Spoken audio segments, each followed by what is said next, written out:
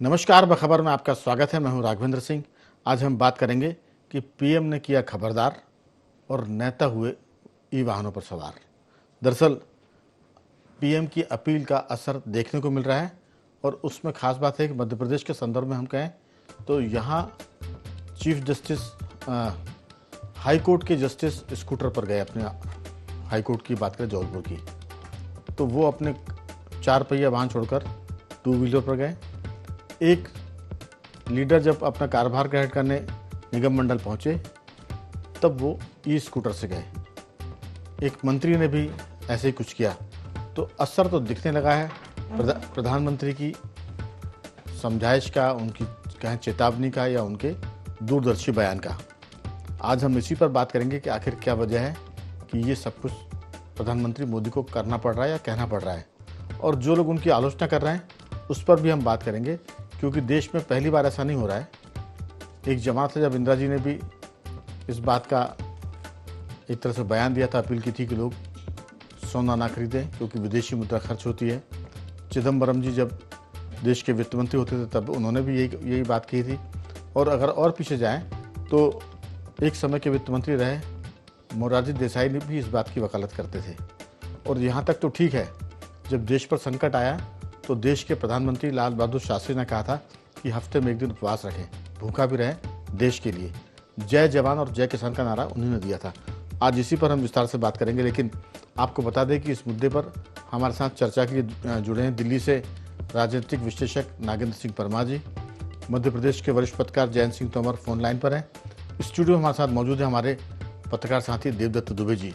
चर्चा शुरू करें उसके पहले सुनते हैं हम इस मामले में कांग्रेस के वरिष्ठ नेता मुकेश नायक क्या कहते हैं, प्रदेश भाजपा अध्यक्ष हेमंत कंडेलवाल का क्या कहना है, और डॉक्टर मोहन यादव की सरकार के वरिष्ठ मंत्री प्रहलाद सिंह पटेल जी क्या कहते हैं, उनको भी सुनते हैं। और चर्चा की शुरुआत होगी मुकेश नायक से।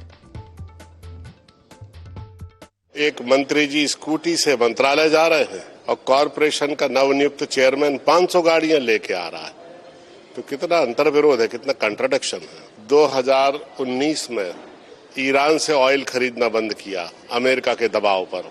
13% कम दाम पर ईरान हमें क्रूड ऑयल दे रहा था, उसको छोड़ा और 13% महंगे दामों पर अमेरिका से क्रूड ऑयल लिया, तो अधिक दाम पर क्रूड ऑयल खरीदा। रूस हमको 30% डिस्काउंट पे क्रूड ऑयल दे रहा था। ट्रंप के कहने से रूस से क्रूड ऑयल खरीदना बंद किया। अब फिर ट्रंप कहने लगा 1 महीने का आपको कंसेशन देते हैं, रूस से ले लीजिए। कल के रोज अगर ट्रंप कहेगा कि कान पकड़ के उठो बैठो तो मान लेंगे क्या? प्रधानमंत्री जी ने अपील की है कि डीजल पेट्रोल का अपने व्यक्तिगत जीवन में इस्तेमाल कम करें।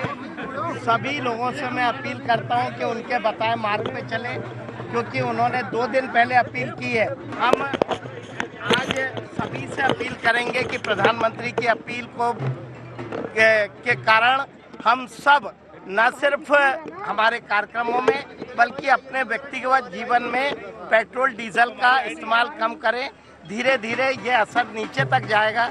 मैं आपके माध्यम से सभी से अपील करता हूं कि प्रधानमंत्री ने देश हित में जो बातें की है हम सब उसका अनुसरण करेंगे। मुझे लगता है कि सबको प्रधानमंत्री के किए गए आह्वान पर गंभीरता से अमल करना चाहिए, और मुझे मेरा विश्वास है कि सने सने कम से कम वो सारे लोग जो इस बात को गंभीरता से लेते हैं मानेंगे। तो भाजपा के नेता कह रहे हैं कि हमको प्रधानमंत्री के समझाइश का पालन करना चाहिए, और कांग्रेस का कहना है कि आखिर ये क्यों हो रहा है। हम ईरान से सस्ता तेल लेते थे, नहीं लेना बंद कर दिया, रूस से सस्ता तेल लेते थे, वो लेना बंद कर दिया। तो दरअसल सरकार में जो बैठा है उससे पता है कि कब क्या करना है। हम तो सरकार के बाहर है, इसलिए कुछ भी कह सकते हैं। जिससे घर चलाना होता है उस मुखिया से पूछे कि वो कितनी जिम्मेदारी और कितने दबाव में, कितना संतुलन में काम करता है। दुनिया भर में इस समय जो हालत है वो कह सकते हैं कि सबसे विचित्र स्थिति है। दुश्मन और दोस्त के बीच संतुलन करना बहुत मुश्किल हो रहा है। एक तरफ इजराइल हमारा मित्र है, दूसरी तरफ ईरान से भी हमारे संबंध ठीक हैं, लेकिन दोनों आपस में लड़ रहे हैं। आप देखिए कि इजराइल आपको मदद करता है जब कारगिल वार होती है, हथियार देता है, और दूसरी कई चीज़ होती है तब आपकी मदद करता है। लेकिन अगर उसकी तुलना करें तो ईरान ऐसा देश है जो हमको 13% जैसा मुकेश नायक जी बता रहे थे, सस्ती दरों पर पेट्रोल देता था या कच्चा क्रूड ऑयल देता था। लेकिन जब पाकिस्तान की बात आती थी तो ईरान पाकिस्तान के साथ खड़ा होता था, कश्मीर की बात आती थी तो ईरान कश्मीर के साथ खड़ा होता था। तो इन सब चीज़ों में हमें भेद करना पड़ेगा और जिसकी जितनी हैसियत है, जितने संबंध हमारे साथ है व्यवहार के नाते, उतना ही हमको वापस लौटाना है। अगर वो अच्छा है तो अच्छा और बुरा है तो उसका भी हिसाब करना है। इसी पर चर्चा करेंगे। हमारे साथ जुड़ गए हमारे चारों मेहमान। दिल्ली से नागेंद्र सिंह परमार, फोन लाइन पर जयंत सिंह तोमर जी और स्टूडियो में देवदत्त दुबे जी। सबसे पहले नागेंद्र जी, आपसे चर्चा की शुरुआत करना चाहते हैं कि दिल्ली में तो ऐसी जगह कि वहाँ मेट्रो भी सक्सेसफुली चल रही है, लोग वहाँ एक तरह से वाहनों का पूल में इस्तेमाल करते हैं। ऑफिस में जो लोग जाते हैं वो लोग एक कार में 3-4 लोग बैठ के जाते हैं ताकि गाड़ी का जो खर्च है वो कम हो जाए। लेकिन मध्य प्रदेश जैसे राज्य की बात करें, यहाँ जो वाहन है, यात्री वाहन, उनकी तंगी है, सिटी बसों की तंगी है। जो बसेस चलती हैं वो प्राइवेट बस ज़्यादा है, सरकारी बस हमारे यहाँ खत्म हो गई है। मध्य प्रदेश राज्य सड़क परिवहन निगम बंद हो गया है, तो इसलिए लोग अपने निजी वाहनों पर ज़्यादा एक तरह से आधारित है, उस पर ही अवलंबित है। मध्य प्रदेश में हम बात करें तो नेताओं के पास गाड़ियों का बड़ा लंबा चौड़ा काफिला होता है। एक छोटा राज्य मंत्री है, उसके साथ भी 4 गाड़ियां चलती है। कैबिनेट मंत्री है तो उसके डिपार्टमेंट की 8 गाड़ियां चलेंगी और उनके साथ उनके जो फॉलोअर होते हैं, उनके समर्थक होते हैं, उनका भी काफिला होता है। यहाँ कद नापे जाते हैं नेताओं के साथ चलने वाली गाड़ियों के काफिले से। आप देखिए कि इनोवा गाड़ी चलती है बड़ी, लेकिन उसमें अकेले 2 लोग बैठ कर जाते हैं। तो सबसे पहले मध्य प्रदेश के संदर्भ में कि यहाँ सरकार आदेश जारी करे कि जो अधिकारी है, विधायक है, मंत्री है या कैबिनेट मंत्री का दर्जा प्राप्त है, वो अपने वाहनों का जो काफिला है उसको आधा करें और पूल में गाड़ी चलाएं, चाहे मंत्री हो चाहे अधिकारी हो। अगर ये चीज़ होगी तो मुझे लगता है कि कुछ मध्य प्रदेश में प्रधानमंत्री की समझाइश की सार्थकता दिखेगी। आपकी राय दिल्ली के संदर्भ में आप कैसे देखते हैं, और दिल्ली के अलावा जो आसपास आपके राज्य हरियाणा, पंजाब, राजस्थान, उसको देखकर आपकी राय? नेताओं की तो जो स्थिति है वो आपने जो मध्य प्रदेश की बताई वो मध्य प्रदेश की हकीकत नहीं है, वो पूरे देश की ही हकीकत है। नेताओं के साथ चलने वाले काफिले हैं और वो काफिले भी छोटे मोटे नहीं, लंबे लंबे काफिले हैं, उसके ऊपर नियंत्रण करना जरूरी है। मंत्रियों के साथ या माननीयों के साथ जो सुरक्षा लिहाज या सुरक्षा प्रोटोकॉल है उसमें तो कतई कटौती रहती है, वो तो बेहद जरूरी भी है उनके लिए। लेकिन जो अनावश्यक रूप से समर्थकों के रूप में एक मंत्री के पीछे 50-50 गाड़ियां दौड़ रही है, उस पर तो रोक लगना जरूरी है। और ये प्रधानमंत्री जी की अपील तभी ज्यादा सार्थक रूप से साबित होगी, क्योंकि देखो हमारे यहाँ कहा भी जाता है ना कि यथा राजा तथा प्रजा। तो इस हिसाब से यहाँ से सबसे पहले वहीं से, क्योंकि पानी वो ऊपर से नीचे की ओर बहता है, हम कहते भी है, तो वहां से देखने को जो असर मिलेगा हमें वो नीचे तक, जनता तक जाएगा। और प्रधानमंत्री ने जो कहा है वो देखिए इस संदर्भ में ज्यादा कहा है, ये पक्ष या विपक्ष की बात नहीं है, ये देश की बात है। क्योंकि आप देखिए कि पूरा जो वैश्विक आर्थिक अनिश्चितता है वो पूरी दुनिया पे छाई हुई है। भारत तो फिर भी एक विकासशील देश है, विकसित देशों के भी जो है आर्थिक हालात है वो कमजोर हुए इस युद्ध के चलते। शुरू में लगा कि ये युद्ध अमेरिका बनाम ईरान बनाम इजराइल है, लेकिन जिस तरीके से ईरान के साथ रूस और चीन कहीं पर्दे के पीछे आके खड़े हुए, तो पूरी वैश्विक परिस्थितियां बदल गई है इसमें। और ये लंबा खिस्ता दिख रहा है, लंबा खिस्ता दिख रहा है, तो आप ये मानिए कि बहुतेरे देशों की, क्योंकि हम और आप पहले भी चर्चा कर चुके हैं, आप इस शो में 2-3 शो कर चुके हैं इस पे, तो हम चर्चा कर चुके हैं कि पूरी दुनिया किस तरीके से महंगाई से और आर्थिक अनिश्चितता के दौर से गुजर रही है। और भारत के संदर्भ में तो इसलिए भी महत्वपूर्ण हो जाता है क्योंकि हमारी जो अर्थव्यवस्था है वो इम्पोर्ट ओरिएंटेड है। हमें सोना इंपोर्ट करना 98%, हमें क्रूड ऑयल इंपोर्ट करना, हमें खाने का तेल करना है, हमें इलेक्ट्रॉनिक्स आइटम करने, हमें फर्टिलाइजर्स करने, हमें केमिकल्स करने हैं, टेक्सटाइल में लेके बहुत सारी चीजों को लिए हमें इंपोर्ट करना होता है। और हमें जो एक्सपोर्ट करना होता है उसका एक बड़ा हिस्सा तो मिडिल ईस्ट है, वहां हमारा एक्सपोर्ट बंद हो चुका है इस युद्ध के चलते। तो इन सारी परिस्थितियों में जो प्रधानमंत्री ने कहा वो बेहद बहुत ठीक बात कही है। अभी उनकी ये अपील है, लेकिन अगर लोग और माननीय इसको नहीं मानेंगे तो कहीं ना कहीं फिर वो एक तरीके से ये मान लीजिए कि इस तरीके से घोषणा करनी पड़ेगी। और प्रधानमंत्री ने बिल्कुल ठीक कहा। राघवेंद्र जी देखिए कि क्रूड ऑयल खरीदना या तेल या पेट्रोल तो ऐसी चीजें, चलिए चाहे हम महंगा भी खरीदते हैं तो कहीं ना कहीं रिप्रोडक्शन के जरिए या फर्टिलाइजर उनका रिप्रोडक्शन के जरिए हमारा कुछ ना कुछ उत्पादन भी बढ़ता है। लेकिन सोने जैसी चीजों के लिए तो जो देश में होता ही 2% है, उसको लेके एक तरीके से वो देखती ना कि वो तो डंप हो जाता है, उसमें जो इन्वेस्टमेंट है वो डंप है। और भारतीयों की सोने खरीदने की आदत से तो आप हम कौन वाकिफ नहीं कि अक्षय तृतीया हो, कोई भी काम हो, कोई देने लेने की कहीं बात हो, शादी विवाह से की अलग, तो भी हम सोने की खरीदारी के प्रति हमारी भारतीयों की दीवानगी किसी से छिपी नहीं है। इसी तरह विदेश जी यात्रा के जरिए भी रोकने के जरिए भी बात यही है कि फॉरेक्स रिजर्व है उसको बनाए रखने के लिए इस समय देश के सामने सबसे बड़ी जो चुनौती है सरकार के सामने वो ये है कि किस तरीके से रुपया को मजबूत बना के रखा जाए। ये सबसे बड़ी चुनौती है जिसके इर्द गिर्द प्रधानमंत्री बात कर रहे हैं। और मेरी तो निजी राय ये है कि वर्क फ्रॉम होम को तो मैंडेटरी कर ही देना चाहिए कम से कम, अब वक्त आ गया है। और लोग देखिए, अगर लोग समझ जाएंगे, इस सलाह पे अमल करेंगे तो देश के लिए और उनके हित के लिए भी अच्छा रहेगा। वरना पूरी दुनिया चुनौती का सामना कर रहा है, भारत को और ज्यादा चुनौतियों का सामना करना पड़ेगा, मैं ऐसा मानता हूँ। बिल्कुल आप ठीक कह रहे हैं। हमारे पड़ोसी देश पाकिस्तान में कभी पेट्रोल होता था 300 रुपये लीटर, अब वो इस संकट के बाद 450 रुपये लीटर हो गया है। अगर हम तेल की खपत कम नहीं करेंगे या तेल का दुरुपयोग बंद नहीं करेंगे, फिजूल खर्ची बंद नहीं करेंगे, तो फिर हमको भी कीमत बढ़ाने की तरफ जाना पड़ सकता है। सरकार इस बात का संकेत दे रही है। वो ये भी मोदी जी ने ये भी कहा कि कोरोना काल की तरह संकट है ये महामारी जरूर नहीं है, लेकिन ये युद्ध की महामारी पूरी दुनिया में फैल रही है। शुरू हुई थी ये यूक्रेन और रूस से, फिर हमास और इजराइल के बीच में आई, फिर हमास इजराइल से होती हुई वो हिजबुल्लाह और हुती के साथ चली गई, और उसके बाद ईरान की तरफ टर्न हुई, तो ईरान, इजराइल और बाद में उसमें अमेरिका भी शामिल हो गया। तो हमें लगता है कि ये भी एक महामारी है, ये कोरोना महामारी से ज़्यादा बड़ी महामारी है। और भारत जैसा विकासशील देश जो बहुत ही अपनी अर्थव्यवस्था को मजबूत करने के साथ साथ जो सैन्य क्षेत्र है वहाँ मजबूती कर रहा है, इंफ्रास्ट्रक्चर को तेज़ी से बढ़ा रहा है, ऐसे में ये जो झटके हैं कोरोना के बाद, ये युद्ध का जो कोरोना है, इससे बचने के लिए आपके पास सिर्फ एक ही रास्ता है कि आप किफ़ायत से काम करें, जितना ज़रूरी हो उतने ही पेट्रोल जलाएं, ज़रूरत पड़ने पर ही काम करें। और सोने चांदी की जहाँ तक बात है, भारतीयों को सोने से बहुत मोह है, लेकिन प्रधानमंत्री की अपील पर साल 6 महीने के लिए सोने का मोह छोड़ देना चाहिए, क्योंकि सोना खरीदना देश से बड़ा नहीं है। और जब देश रहेगा तो सोना नहीं भी है तो भी आप सोने की तरह चमकेंगे। हमारे साथ जयंत जी भी हैं। जयंत जी, किस ढंग से सोचते, क्योंकि ये अपील पहली बार नहीं हुई है। देश जब संकट में था, युद्धकाल में था, तब लाल बहादुर जी ने, शास्त्री जी ने कहा कि एक समय आप हफ्ते में एक दिन उपवास रखें। उन्होंने जय जवान जय किसान का नारा दिया। इंदिरा जी ने भी कहा सोने की खरीदी पर नियंत्रण करें। मोरारजी देसाई ने भी कहा, चिदम्बरम जी ने भी कहा और मोदी ने भी कहा। हालात उस समय अपने अपने हिसाब से देश के लिए ज़रूरी होंगे। जो हुकूमत करता है उसको पता होता है कि देश को चलाना कैसे है।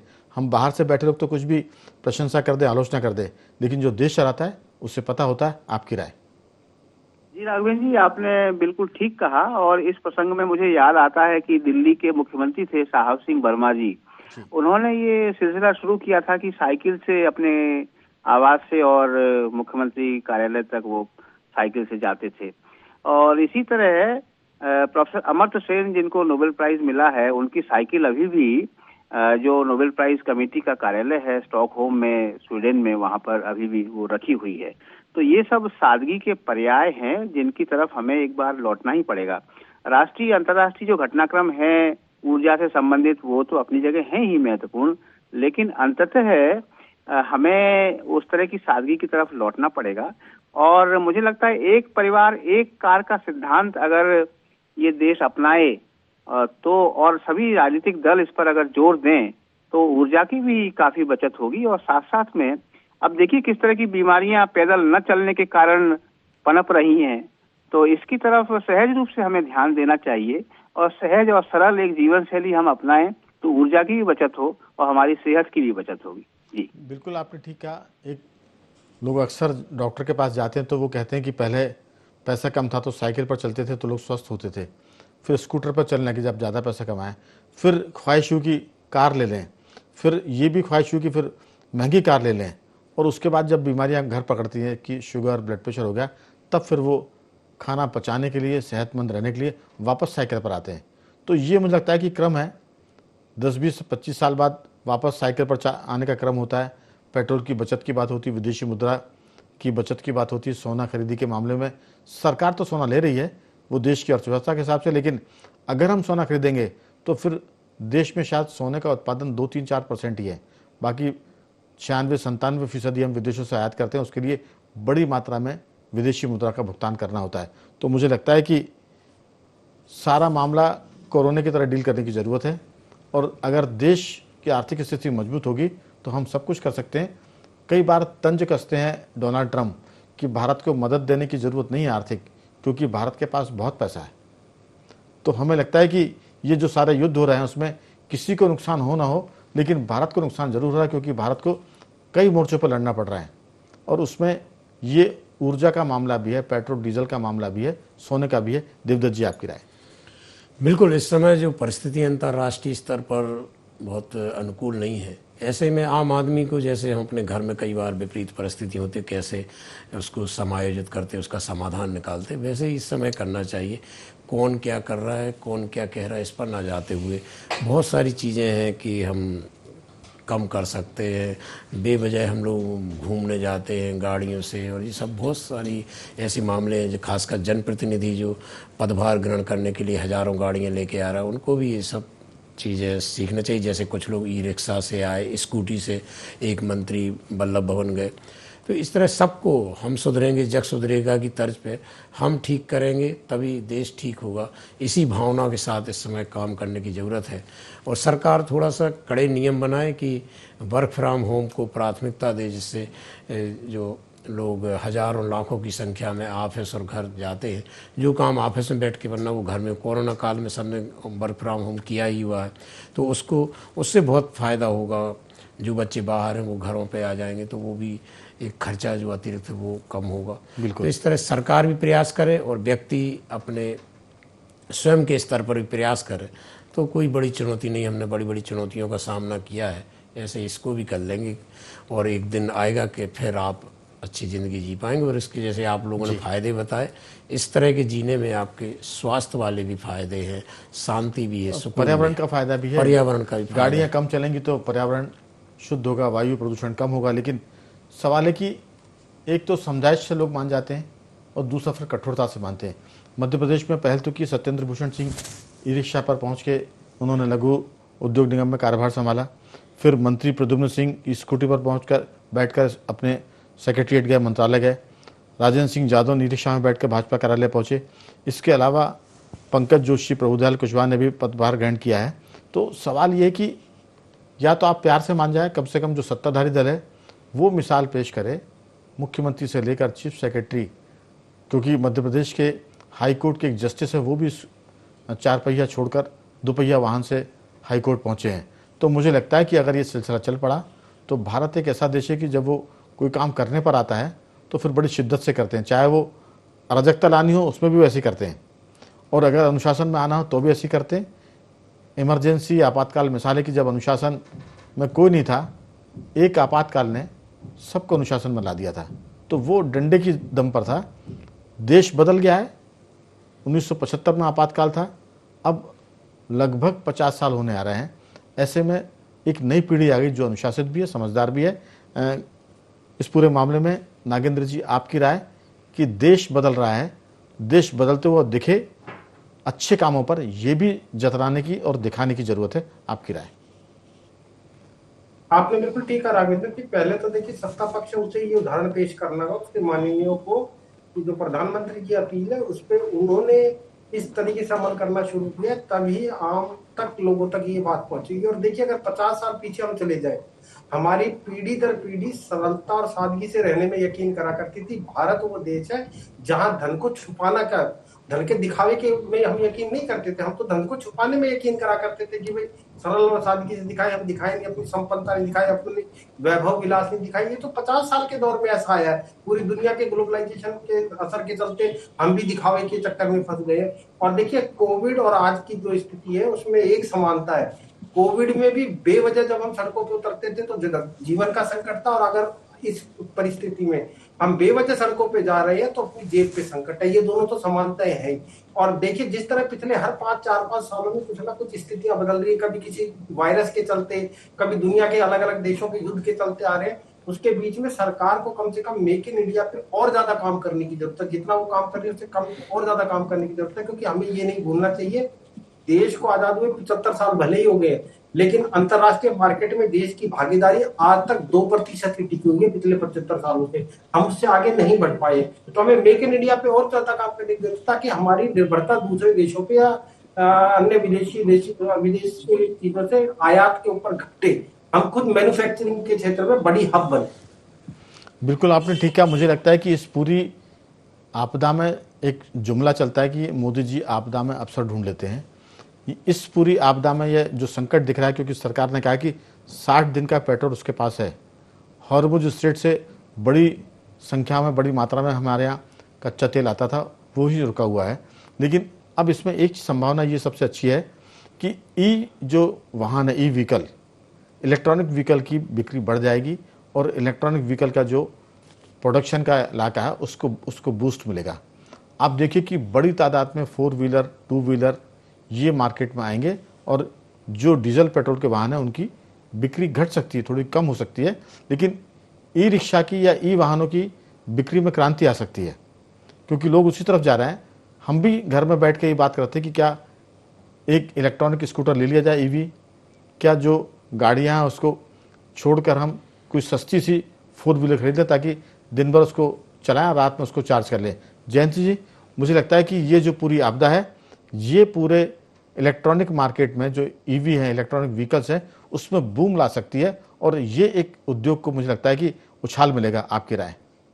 जी बिल्कुल ठीक बात है राघवेंद्र जी। इलेक्ट्रॉनिक जो व्हीकल्स हैं इनकी बहुत पहले से ही इनकी खपत तो शुरू हो ही गई है, और जो समझदार लोग हैं जिन्हें पता है कि जीरो कार्बन जो है किस तरह से उसकी स्थिति में हम लोग आए, तो वो लोग बहुत पहले से ही इस तरह के वाहनों का प्रयोग उन्होंने शुरू किया है। लगभग 10 साल हो गए हैं, शायद इतना ही लगभग हुआ होगा। और इससे बहुत सारे फायदे तो हैं ही, लेकिन मुझे ये लगता है कि सार्वजनिक जो परिवहन प्रणाली है शहरों की, भोपाल जैसे शहर हैं, ग्वालियर जैसे शहर हैं, वो अगर सार्वजनिक परिवहन की व्यवस्था को सुचारू रूप से शुरू करें तो उससे भी काफी कुछ हो सकता है।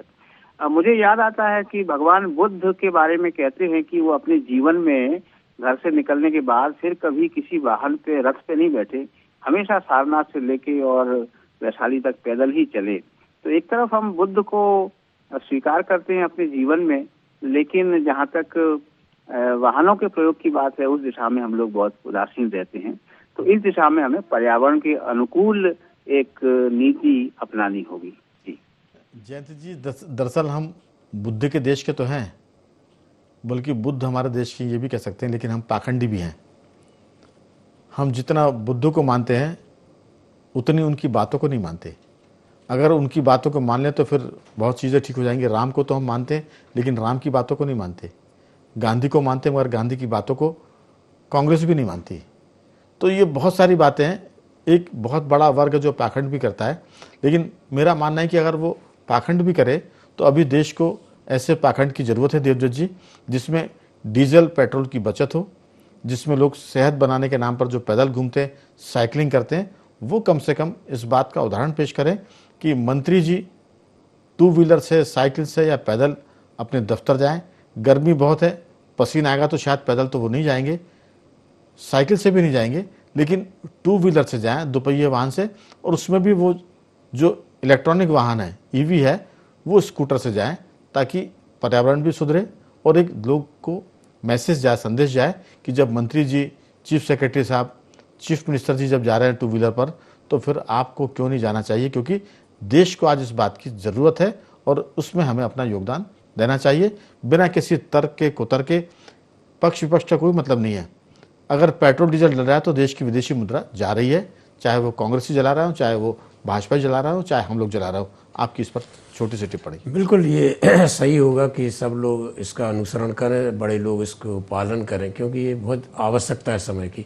और एक और राघवेंद्र जी, सामूहिक जो जाने की बात है, एक गाड़ी में, एक ही मोहल्ले में रहते हैं अधिकांश कर्मचारी, अधिकारी, जैसे 4 इमली से बल्लभ भवन जाना है तो एक गाड़ी में 3 या 4 अधिकारी जा सकते हैं। तो ये भी कर सकते हैं यदि उनको 2 व्हीलर से भी दिक्कत है तो। और जो कर्मचारी बशर्ते कि उनकी प्रतिष्ठा अड़े ना आए, उनको ना लगे कि वो छोटे हो गए हैं, प्रिंसिपल सेक्रेटरी रैंक है तो 4 लोग एक गाड़ी में क्यों जाएंगे, क्योंकि वो एक पुराना अंदाज है कि पीछे गाड़ी में बैठे हैं, एक हाथ सीट के ऊपर है और आगे ड्राइवर चला रहा है, पूरी गाड़ी में अकेले जा रहे हैं। तो वो जो ठसक है वो अभी 4-6 महीने मुझे लगता है कि सबको रोकनी चाहिए, चाहे वो पॉलिटिशियन हो चाहे अधिकारी हो। जी, बस इस बात को जो ध्यान रखेंगे कि देश हमें देता है सब कुछ, हम भी तो कुछ देना सीखें, और ये देने का वक्त है और उसमें आपको मिलेगा ही। आपको, आप टू व्हीलर से जाओगे आपकी इज्जत बढ़ेगी, कोई आपको वो नहीं कहेगा, और आप 10 गाड़ियों से जाओगे तो आपकी इज्जत घटेगी। ये वक्त बदल गया है, तो इस समय देने का वक्त है देश को, समाज को, सबको। कुल मिलाकर प्रधानमंत्री ने कहा कि देश में तेल के कुएं नहीं है और न देश में सोने की खदानें हैं। तो संकट का काल है, कुछ दिनों के लिए खरीदी बंद करें और मितव्ययी हो जाएं, समझदार हो जाएं, क्योंकि देश को आज इस समझदारी की दरकार है। और ये मामला प्रधानमंत्री के लेवल से, मुख्यमंत्री के लेवल से, चीफ सेक्रेटरी के लेवल से, वहाँ से शुरू हो तो हमें लगता है कि इसका अनुपालन लोग ज़्यादा करेंगे। उम्मीद है कि आने वाले दिनों में देश इस दिशा पे, इस रास्ते पे चलते हुए दिखेगा। मैं तीनों मेहमानों का धन्यवाद करता हूँ, नागेंद्र जी, जयंत जी और देवदत्त जी। आप तीनों का बहुत बहुत साधुवाद कि आपने इस चर्चा में हिस्सा लिया। बाखबर में सिर्फ इतना ही। बने रहिए हमारे साथ, देखते रहिए IND24।